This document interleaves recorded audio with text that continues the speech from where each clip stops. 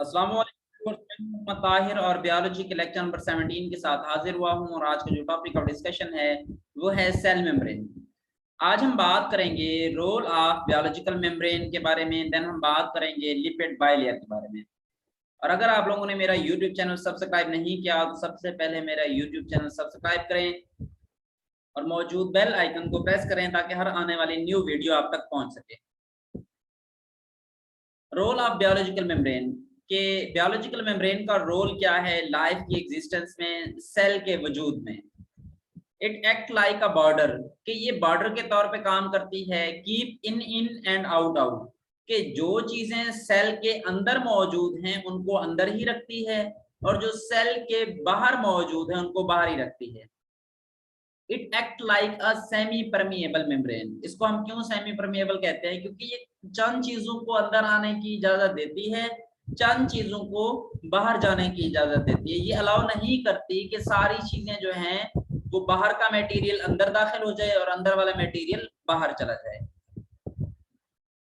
Membrane separate equals environment, के जो cell के बाहर इक्वस इन्वायरमेंट होता है उसको सेपरेट करती है जो सेल का इंटरनल इन्वायरमेंट होता है उससे। So that difference can be maintain, कि सेल का इंटरनल इन्वायरमेंट और सेल का आउटर इन्वायरमेंट जो है वो मेंटेन रहता है, उसमें एक डिफरेंस रहता है, उसको ये डिफरेंशिएट करती है। एक लाइन है, एक बाड़ है उसके दरमियान में। The plasma membrane surround the cell and separate the interior of cell from external environment. कि प्लाज्मा मेम्ब्रेन या जो सेल मेम्ब्रेन है ये सेल को सराउंड करती है, कवर किए हुए होती है, घेरे हुए होती है, जो कि सेल का जो इंटरनल इन्वायरमेंट है, अंदरूनी माहौल है, उसको सेल के एक्सटर्नल इन्वायरमेंट से सेपरेट करती है। इंटरनल इन्वायरमेंट और एक्सटर्नल इन्वायरमेंट को मिक्सअप नहीं होने देती। Membrane bound organelles have their interior region separate from the rest of cell. के मेम्ब्रेन बाउंडस जो ऑर्गेनेलीज होती हैं वो क्या करती हैं, मतलब जो मेम्ब्रेनस बाउंडेड ऑर्गेनेलीज हैं वो उस ऑर्गेनेली को सेल के अंदर जो एनवायरनमेंट है उससे सेपरेट करती हैं। सपोज माइटोकॉन्ड्रिया है, ये एक ऑर्गेनेली है, इसके गिर्द जो मेम्ब्रेन होगी वो माइटोकॉन्ड्रिया के जो अंदर मटेरियल है और सेल के अंदर जो इन्वायरमेंट है उसको सेपरेट करेगी। तो मतलब ये ऑर्गेनेली के दरमियान और सेल के इन्वायरमेंट के दरमियान में भी एक बैरियर के तौर पे काम करती है। रोल ऑफ बायोलॉजिकल की हम बात कर रहे हैं। बॉर्डर गार्डनिंग, कि ये बॉर्डर गार्डनिंग के तौर पे काम करती है, मतलब ये चंद चीजों को सेल के अंदर आने की इजाजत देती है, चंद को आने की इजाजत नहीं देती, और ये सेल की जो रेगुलेशन होती है उसको ये कंट्रोल करती है। Controlling what get in and out, ये कंट्रोल करती है कि कौन सी चीज जो है वो सेल के अंदर आ रही है, कौन सी चीज जो है वो सेल के बाहर जा रही है। Passage of substance across membrane is generally regulated, के जो मतलब मटेरियल सेल के अंदर आ रहा होता है या बाहर जा रहा होता है उसको ये रेगुलेट कर रही होती है। ये रेगुलेशन का काम करती है, जो एक बैलेंस होता है उसको क्रिएट करती है। सेल का जो एक इन्वायरमेंट है, जो एक एग्जिस्टेंस है उसको मेंटेन करती है।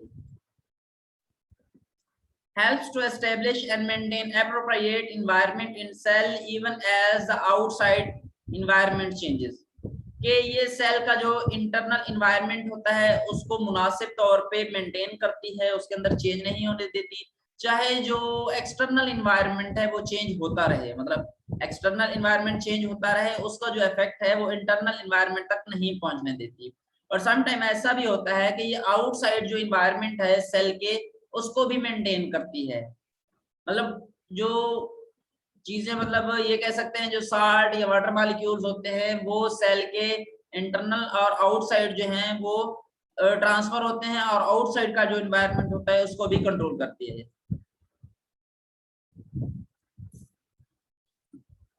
सरफेस ऑफ केमिस्ट्री की बात करते हैं कि सेल मेम्ब्रेन की जो केमिस्ट्री है सरफेस की वो कैसी है। अगर हम देखें, many enzyme are embedded in membrane, के मेम्ब्रेन के ऊपर बहुत सारे एंजाइम एम्बेडेड होते हैं, ढंग से होते हैं, मौजूद होते हैं। अब उन एंजाइम का काम क्या होता है? Help make reaction easier to control, के ये जो रिएक्शंस हो रहे होते हैं उनको कंट्रोल करने में ये आसानी पैदा करती है कि इजीली जो है वो कंट्रोल हो जाए। Can help in getting reactant together, के जो रिएक्टेंट होते हैं, जो रिएक्शन के अंदर इस्तेमाल होने वाले कंपोनेंट्स होते हैं, उनको एक दूसरे के साथ मिलाते हैं ताकि वो इजीली एक दूसरे से कोलाइड कर सकें और उनके दरमियान में जो एक रिएक्शन की चेन स्टार्ट होने वाली है वो चेन स्टार्ट हो जाए। Can help in getting catalyst and reaction chain together, इसका काम ये भी होता है कि रिएक्टेंट को और ये जो कैटलिस्ट होते हैं, एंजाइम्स होते हैं, इनको साथ में मिलाना होता है ताकि जो रिएक्शन है वो इजीली और बहुत जल्द जो है वो प्रोसीड हो। Sometime reactant on one side of membrane and product are released on outer other side, के बालूकात ऐसा भी होता है कि जो सेल मेम्ब्रेन की एक साइड से रिएक्टेंट इंटर होते हैं, उसके साथ अटैच होते हैं, और दूसरी साइड से जो है वो प्रोडक्ट निकलते हैं, और इससे क्या होता है कि हेल्पिंग सेल अवॉइड इक्विलिब्रियम। इसका काम ये भी होता है कि ये सेल का जो इक्विलिब्रियम है उसको मेंटेन करने में हेल्प करते हैं। मोर सरफेस केमिस्ट्री, अगर हम मजीद इसकी बात करते हैं, raising flag and sending end receiving message, ये बतौर बॉर्डर के काम करती है, और एक साइन है कि जो मैसेजेस आते हैं उनको सेंड भी यही करती है और रिसीव भी यही करती है। मतलब ये सेंटर पॉइंट है मैसेजेस को कंट्रोल करने का, या जो कंट्रोल सिस्टम है सेल का। Protein and glycoprotein embedded in membrane are used for chemical recognition and signalling, के प्रोटीन और ग्लाइकोप्रोटीन भी इसी सेल मेम्ब्रेन के ऊपर एम्बेडेड होते हैं, ढंग से होते हैं, और उनका काम भी सिग्नल को आइडेंटिफाई करना होता है, और केमिकल जो सिग्नल आते हैं या केमिकल रिसीव होते हैं उनके उसी हिसाब से रिस्पांस शो करना होता है, और आगे उनके जो मैसेज होते हैं उनको ट्रांसफर करना होता है। Physical properties of cell membrane, कि अगर हम physical properties of cell membrane की बात करते हैं, the lipid bilayer and fluid mosaic model, के ये लिपिड बायलेयर के तौर पे ही मतलब मौजूद होते हैं। लिपिड के अगर स्ट्रक्चर की बात करते हैं तो ये लिपिड बायलेयर है, ये 2 लेयर्स बनाती है। Biological membrane are lipid bilayer with associated protein and glycoprotein, के बायोलॉजिकल मेम्ब्रेन जो है ये लिपिड बायलेयर और प्रोटीन, लिपिड और प्रोटीन पे मुश्तमिल होती है, और इसके साथ जो है वो ग्लाइकोप्रोटीन और ग्लाइकोलिपिड भी मौजूद होता है। Most of the lipid involved are phospholipid, although other like cholesterol and various glycolipid are also present, कि mostly जो हैं वो phospholipid मौजूद होते हैं, but sometimes cholesterol और glycolipid भी मौजूद होते हैं, ये भी इस सेल मेम्ब्रेन का पार्ट होते हैं। Phospholipid molecules spontaneously form bilayer in aqueous environment, के phospholipid जो हैं ये bilayer बनाते हैं, 2 लेयर बनाते हैं, और इन 2 लेयर का क्या मकसद होता है, mean no energy require for cell to get this to happen, कि इस बाय लेयर बनाने में जो है सेल को एनर्जी रिक्वायर नहीं होती कि वो बाय लेयर बनाए। ये बाय लेयर कैसे बनती है, उसकी क्या रीजंस हैं, वो 2 रीजंस हैं उनके अगर हम बात करते हैं तो एक जो है एम्फीपैथिक नेचर है, मतलब distinct hydrophobic and hydrophilic region, कि इसके 2 रीजन होते हैं फास्फोलिपिड के, एक जो होता है वो हाइड्रोफोबिक होता है, दूसरा हाइड्रोफिलिक होता है। हाइड्रोफोबिक मीन वाटर रिपेलेंट होता है, और हाइड्रोफिलिक के वाटर लविंग होता है, कि वाटर को वो अट्रैक्ट करता है। ओवरऑल सिलेंड्रिकल स्ट्रक्चर, जो ओवरऑल स्ट्रक्चर होती है वो सिलेंड्रिकल स्ट्रक्चर होती है। वो क्यों होती है उसकी नेक्स्ट हम बात करते हैं। Recall the hydrophilic head and hydrophobic tail of phospholipid, के जो इसकी फॉस्फोलिपिड की टेल होती है वो हाइड्रोफोबिक होती है, वाटर रिपेलेंट होती है, जबकि जो हेड होता है वो हाइड्रोफिलिक होता है, वो वाटर लविंग होता है। Tail come from 2 chain of fatty acid link to glycerol, के वो ग्लिसरॉल के साथ 2 फैटी एसिड की चेन्स के साथ जुड़े होते हैं। Head come from polar organic molecule linked by phosphate group to glycerol backbone. यहाँ पे आप देख सकते हैं कि किस तरह से जो है वो हाइड्रोफोबिक और हाइड्रोफिलिक टेल जो है वो एक दूसरे के साथ जुड़े हुए होते हैं। अगर हम एक फॉस्फोलिपिड्स के स्ट्रक्चर की बात करते हैं तो यहाँ पे आपको कलर नजर आ रहा होगा, ये हेड के तौर पे, और ये जो 2 टेल हैं ये टेल के तौर पे काम करते हैं, और 2 टेल एक दूसरे के अपोनेंट होती हैं, जबकि दोनों हेड एक दूसरे के ये अपोजिट होते हैं।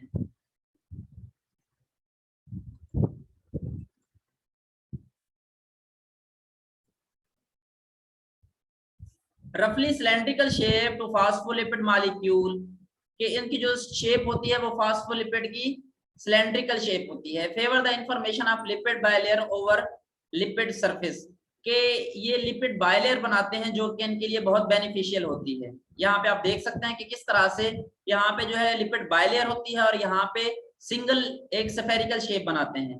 अगर हम इनकी बात करते हैं ये स्फेरिकल शेप कैसे बनाते हैं, there are other amphipathic molecule such like detergents, soap that come to point at their single hydrophobic tail, thus tending to form spheres instead of bilayer, के ये इनकी जो टेल होती है डिटर्जेंट्स वगैरह की एक टेल मौजूद होती है और ये डबल लेयर नहीं बनाते, ये सिंगल लेयर बनाते हैं। जबकि जो सेल मेम्ब्रेन की लेयर होती है फास्फोलिपिड्स की, उनकी 2 टेल्स होती हैं, इसलिए वो डबल लेयर बनाते हैं। Detergents can be solubilize lipid to varying degree, की उनकी जो सॉल्युबिलिटी होती है वो वेरिएट करती है। High enough concentration of detergents will disturb cell membrane, कि जो लिपिड होते हैं वो इजीली डिसॉल्व हो जाते हैं और वो जो है मोस्टली सेल मेम्ब्रेन को भी डिसॉल्व कर लेते हैं। उसकी वजह ये होती है कि ये लिपिड के साथ जो है अटैच होते हैं और उनको सॉल्युबलाइज कर लेते हैं। अगर हाई कंसंट्रेशन में डिटर्जेंट्स हो तो वो सेल मेम्ब्रेन को भी डिस्टर्ब कर सकती है, सेल मेम्ब्रेन को भी नुकसान पहुंचा सकती है।